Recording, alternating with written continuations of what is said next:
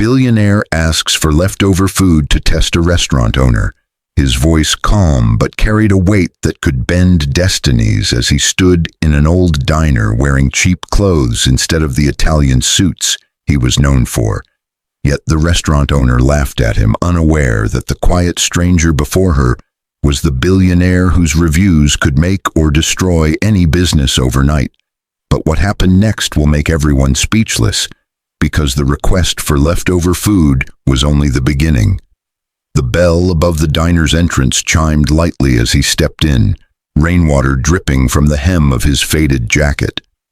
Liam Rowe, known to Forbes, Wall Street, and the entire hospitality industry as the ruthless billionaire hotel mogul who built a global empire from a single food truck, looked nothing like a man worth $62 billion today. His jeans were worn at the knees, his shoes scuffed, his face unshaved. He wanted it that way. He needed to see people without the shield of wealth blinding their true nature. Behind the counter stood Nora Keene, 43, tired-eyed, apron stained with grease, believing herself to be a warrior fighting through life.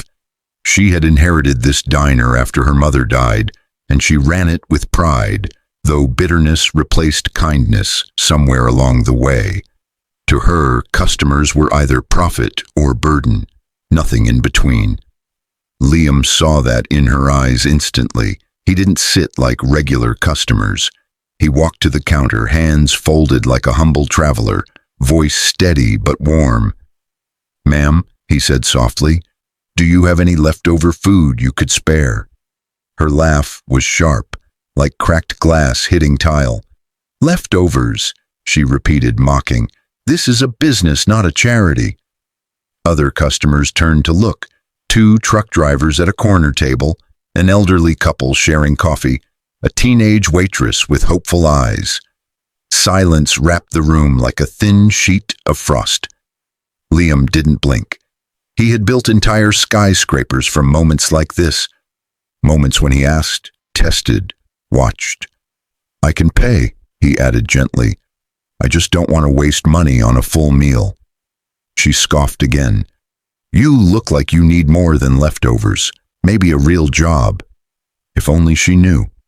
Liam studied the diner, frayed seats, flickering light, untouched pies drying behind glass.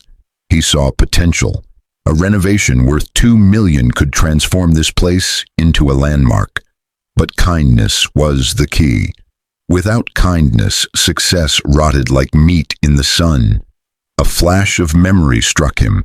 His mother, handing bowls of soup to homeless men behind their old apartment, her voice trembling from exhaustion but rich with empathy.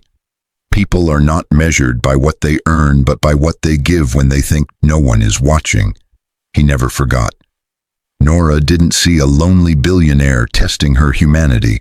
She saw a problem, someone who didn't fit her idea of profit. "I won't be charity for drifters," she snapped. "Order like everyone else, or leave." The waitress, Emily Hart, 19, new to life and full of heart, took a shaky step forward. "Ms. Nora," she whispered, "we throw away so much food at closing. Maybe—" "Quiet," Nora cut her off. "We don't feed people who come here begging." Liam watched Emily, not Nora. Her eyes held something rare, compassion. He smiled faintly. A seed sprouted in his mind. "May I at least have a glass of water?" he asked. Nora rolled her eyes but filled a cup halfway, slamming it onto the counter so hard it trembled. The water barely reached the middle. He thanked her anyway. Emily flinched, embarrassed for her boss, ashamed of what the diner had become. As Liam sat, sipping slowly, thunder rumbled outside like the world was waiting. At that very moment, his private driver sat in a Rolls-Royce a street away, watching through tinted glass, ready to bring in cameras and staff at the snap of a finger. But Liam lifted a hand. Not yet. He wasn't done testing. He wanted to see more. He wanted to see what happened if hunger met humanity, if kindness was a currency, if someone besides the owner still remembered what generosity meant. Then Emily walked toward him quietly with a plate, half a sandwich left from a canceled order, fresh enough to keep, warm enough to comfort. She placed it in front of him, eyes gentle. "No charge," she whispered. Nora saw it, and everything changed. Nora's voice cut through the diner like a blade slicing through quiet air. "Emily, did you just give food away for free?" The young waitress froze, fingers trembling at her sides, eyes flicking to Liam as if afraid her small kindness had placed a target on his back. Liam didn't move, didn't defend her, didn't speak, because the test wasn't just for Nora anymore. It was for the room, for everyone watching, for the character of this place that called itself a diner, yet seemed to have forgotten the meaning of nourishment. Emily swallowed hard. "It was going to be thrown out. I thought—" "You thought?" Nora stepped closer, voice sharp with indignation. "You're paid to serve customers, not stray men looking for scraps." Liam's gaze softened toward Emily, but his silence remained firm. His entire empire had been built on moments like this. Moments where one act of humanity revealed 10 acts of cruelty, or vice versa. As a young boy, he had watched his mother give her last loaf of bread to a mother with 3 children. He remembered how his father raged about the waste. He remembered how hunger taught compassion better than comfort ever could. Emily defended herself weakly. "He's not hurting anyone. It was just part of a sandwich." "It was profit," Nora snapped, and that word, profit, hung in the air like a curse. The elderly couple exchanged knowing looks, their expressions softening toward Liam. One of the truck drivers muttered something under his breath, shifting uncomfortably. People sometimes needed permission to be kind, and Emily had tried to offer it. Nora shut it down. Liam watched quietly, as if observing a chessboard where every piece revealed a truth. He pushed the plate gently back toward Emily. "Thank you," he said with a sincerity that melted through the air like warmth in winter. "But I can't take what may cost you your job." Emily's eyes shimmered with something close to heartbreak. She had offered the humanity her employer abandoned long ago, and it seemed kindness might be punished instead of rewarded. Nora smirked, believing she'd won some invisible high ground. "You hurt him," she said coldly. "Now throw it away. We don't feed people without payment." Emily hesitated, fingers hovering over the plate. She looked at Liam once more, and he nodded softly as if reassuring her that doing the right thing sometimes required sacrifice. She lifted the plate and walked toward the trash bin. Liam's heart tightened. He stood. "I'll buy it," he said. The diner fell silent again, not because he offered to pay, but because his tone shifted. The polite humility was gone. In its place stood something heavy, authoritative, still gentle yet undeniable, a tone that built corporations, moved markets, commanded respect even when dressed like a man who had nothing. "How much for the half?" Liam asked evenly. Nora snorted. $5. Emily gasped softly. $5 for leftovers that would be garbage in 10 minutes. Liam took out a single crisp bill, though not from a sleek leather wallet, just the pocket of those worn jeans, and pressed it onto the counter without complaint. But he didn't take the plate. Instead, he said, "Feed someone who needs it, not me." It was a request soft as snowfall and sharp as truth. Nora blinked, caught off guard. Emily stared at him like she'd just seen a door open to a world people forgot existed, where kindness was a currency, where humanity had value, where wealth didn't define generosity. The truck driver at the first table cleared his throat. "He ain't wrong," he muttered, then louder. "Not everyone got someone looking after them." Nora bristled. "This is my diner, my rules." But cracks had begun to form, not in the walls, but in the atmosphere, in the hearts observing, in the conscience of a space long untouched by reflection. Liam sat again, sipping his half-cup of water, as if savoring humility like the finest wine. A childhood memory returned, his 7-year-old self eating scraps behind the bakery his mother cleaned at night. The owner once gave him a full, warm loaf because he looked cold. That loaf became the foundation of Liam Rowe's empire. Compassion built him. He wondered what would bury Nora. Minutes passed. Emily handed the half-sandwich to a man outside, thin, forgotten by society, clothes torn by time. The man wept as he ate, leaning against the window where the diner lights flickered above him like tired stars. Nora saw. Shame flickered across her face, not enough to transform, but enough to expose the dormant humanity within her, buried under years of financial struggle, resentment, and fear. Liam watched carefully. The test was shifting. Now he wasn't evaluating just her behavior, but her capacity to change. Emily returned to refill Liam's cup fully this time, quietly, respectfully. "Thank you," he said again. She whispered, "I don't know who you are, but something tells me you're not just anyone." He smiled faintly. "You'll know soon." Outside, the homeless man finished his meal and stared into the diner window with gratitude deeper than hunger. Inside, tension simmered, change brewing like bitter coffee. Nora didn't know it yet, but her life was about to turn upside down, because tomorrow the man she called a beggar would return, not alone, not humble, but as Liam Rowe, the billionaire who asked for leftovers. And what he came to do next would make the entire town speechless.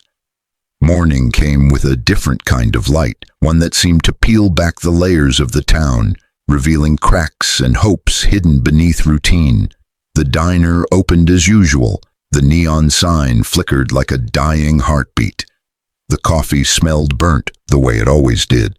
And Nora Keene stepped inside wearing authority like armor, believing she had survived yesterday unchanged. But Emily noticed something unusual before Nora did. Across the street was a black Rolls-Royce Phantom, sleek, polished, impossible to ignore. It didn't belong to this part of town, not near worn brick buildings or rusted street signs, not anywhere people counted pennies to survive. Emily's heart kicked against her ribs. 2 men in tailored suits stood by the car, scanning the diner with professional stillness. Their presence bent the atmosphere like gravity. Something was coming, something big enough to rewrite everything.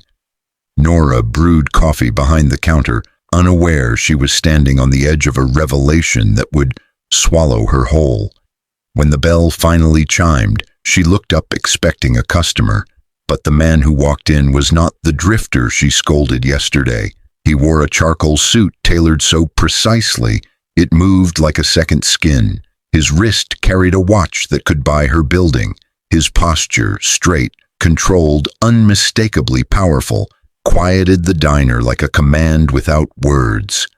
Emily's breath caught. It was him. Liam Rowe, the billionaire who asked for leftover food. Only now he carried the aura of a man who could snap industries in half and build new ones from the rubble. Every eye in the diner widened, whispers leaking like steam from a broken pipe. Nora dropped the mug she was holding, porcelain shattered across tile. Her throat tightened as recognition hit her, like a trembling earthquake. She had seen this man before. Not in person, but on screens, in magazines, on interviews celebrating his empire. Liam spoke, voice smooth as polished steel. "Good morning, Miss Keene." The use of her name made her stagger emotionally. He had memorized it. That alone stripped her defenses bare. Nora tried to speak, but her voice fractured. You're... Liam smiled, not cruelly, but knowingly. "Yes. The billionaire who asked for leftover food." A pin could fall and sing. Nora's face drained of color. She remembered every word she said yesterday, every dismissive smirk, every ounce of pride she poured into denying a man a meal she threw away nightly. The memory burned her skin like frostbite. Emily stood behind the counter, torn between shock and something that looked like silent gratitude. Yesterday she had acted with kindness. Today she would reap what kindness planted. Liam approached the counter slowly, eyes on Nora. Not in revenge, but in assessment. Yesterday, he began, I came here not hungry for food, but for truth. Nora swallowed, lip trembling. I asked for leftovers to see how you treated the least before you ever saw the greatest. Her hands shook so hard she clung to the counter like an anchor. Emily watched, breath shallow, eyes glossy. Liam continued, You run this diner with efficiency but without compassion. You serve plates, not people. You value profit but not humanity. He paused, letting the words land like heavy snow on bare branches. But someone here still remembers what it means to feed more than stomachs. He turned, locking eyes with Emily, and something inside her heart burst like sunrise. You, he said gently, you gave when you had no reason to. You treated me like a man, not a burden, and because of that, I came back today with a decision. Emily covered her mouth, tears trembling at the edge. Nora's voice cracked through panic. Please, people take advantage. We barely get by. I didn't know. Liam raised one hand, stopping her apology mid-breath. I didn't return for explanations. I returned to invest. The word hit like thunder. Invest. The truck drivers stared like they were witnessing history. The elderly couple leaned forward, eyes bright. Even strangers outside pressed through the window glass, drawn by the sight of wealth meeting humility, pride facing consequence. Nora's knees weakened. Invest in what? Liam looked around the diner, aging tables, tired walls, potential smothered beneath years of resentment. In this place, he said softly, because of her. He motioned toward Emily. Nora's jaw fell open. Emily shook her head in disbelief, chest heaving with shock. I don't understand, she whispered. Liam stepped closer, not imposing but resolute, like a man delivering fate. I'm offering $2 million to renovate this diner. New kitchen, new staff training, new brand. Turn this into a landmark restaurant. But there's one condition. Emily's pulse thundered through her veins. Nora took one desperate step forward. Anything, Liam's gaze never left Emily. She becomes manager. The diner erupted in gasps, disbelief cutting the air like wind through broken glass. Nora froze, betrayed by her own reflection. Her greed, her coldness, her pride had built her throne, but her throne had no kindness beneath it. Emily wept openly now, shaking as if the world had shifted beneath her feet. I don't know if I'm ready, she stammered. Liam smiled, a smile born from memory, from hunger, from the boy who once ate scraps behind a bakery. You are. Kindness is the only qualification you can't teach. And as the room breathed again, as eyes gleamed with awe, as Nora stood trembling between regret and reality, Liam placed the contract on the counter, signed, sealed, undeniable. Tomorrow, the world would hear the story. Billionaire asks for leftover food to test a restaurant owner. What happened next made everyone speechless, and the most speechless of all was Nora. The contract lay on the counter like a doorway to two different futures. One paved with redemption, the other with regret sharp enough to bleed. Emily stared at it as if afraid touch alone would wake her from a dream too big for her small, patient heart. Nora stood beside her, face hollow, the weight of her choices sinking deeper with every second of silence. Outside, a small crowd had gathered, drawn by whispers and rising momentum. Phones lifted, people recorded. The moment had already begun writing itself into tomorrow's headlines. A billionaire disguised as a beggar, a diner transformed through kindness, and a woman learning, maybe too late, that power means nothing without compassion. Liam placed a golden fountain pen beside the contract. Everyone waited to see who would move first. But Emily didn't reach for it. She did something no one expected. She turned slowly to Nora, voice trembling but clear enough to touch every soul in the room. "This place is yours," she whispered. "This has been your mother's dream, your life. I can't take that away from you. I don't want to." Nora's chin quivered, an entire history of bitterness collapsing under the weight of unexpected grace. For the first time in years, her proud shoulders sagged. Not in defeat, but in realization. Emily wasn't hungry for power. She was hungry for goodness. Liam watched in silent awe. This was something money could never buy, humility strong enough to lift even the undeserving. Emily turned to him next. "I'll only sign," she said softly, "if Ms. Nora stays as co-manager, not because she was perfect yesterday, but because I believe everyone deserves a chance to grow. If you can give someone like me a shot, then so can I." The crowd inhaled as one.